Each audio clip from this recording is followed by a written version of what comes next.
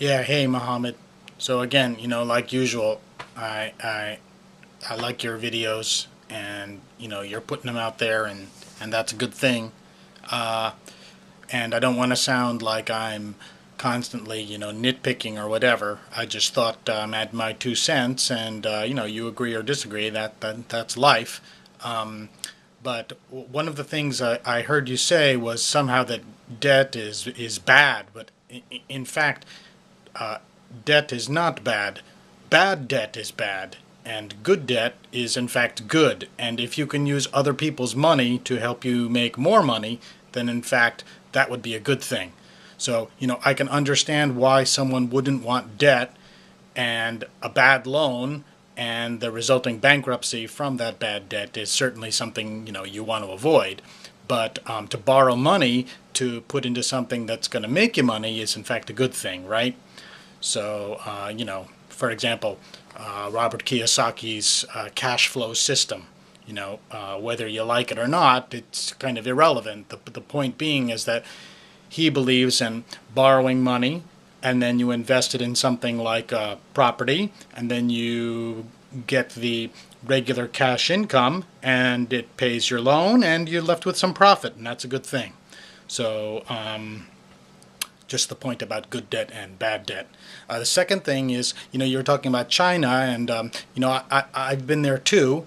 And what kind of was most pertinent to me was I was watching a factory, actually my friend's factory, and the workers were making about $50 a week. It's like $50 a week.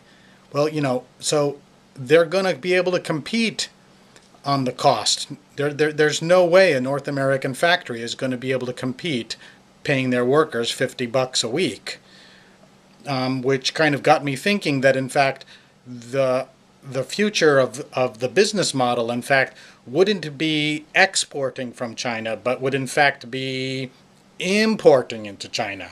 However, as I pointed out in a previous video, I don't want people doing that. I want more opportunity for people like myself or like you who are willing to take the risk, to think outside the box. The second thing, actually the third thing I wanted to mention was how these trends, these patterns tend to work like the tide.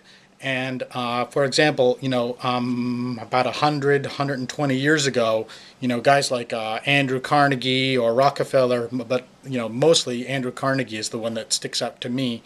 He was developing the steel process, but in fact, all the new technology and all the best methods for making steel were in fact coming from Britain, and it was the British who were the world leaders in producing high quality steel. And in fact, the Americans were buying the steel from the British. But at some point about 1880, that trend started to shift to the other side of the Atlantic. And in fact, most British who knew what was going on could see the pattern happening, and were, I guess, the smart ones were able to benefit by investing on the other side of the pond, so to speak.